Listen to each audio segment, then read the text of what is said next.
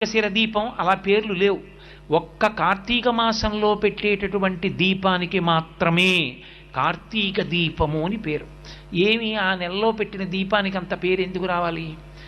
ఆ ఒక్క నెలలోనే దీపానికి అంత ప్రాముఖ్యత ఎక్కడుంది? యథార్థానికి పూజలో ప్రారంభంలో ఒక అంగంగా మనం దీపం వెలిగిస్తాం. కానీ కేరళ రాష్ట్రంలో ఇప్పటికీ ఒక అలవాటు ఉంది. దీపం ఒక్కదాన్ని వెలిగించి దాని మీదకి అన్నపూర్ణని ఆవాహన చేసి పూజ చేస్తారు అక్కడ. కానీ మన వైపు ఆ ఆచారం లేదు.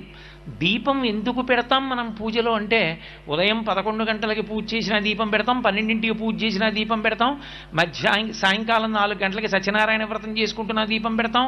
ఎందుకు అక్కడ దీపం లేదా, వెలుతురు లేదా? ఎందుకు దీపం పెట్టడం? అంటే దీపం పెట్టడం వెనక ఒక నిశ్చిత అభిప్రాయం ఉంది, ఒక ప్రధానమైన ఆచారం ఉంది. మనకి పరమేశ్వరుడు 5 జ్ఞానేంద్రియములను ఇచ్చాడు.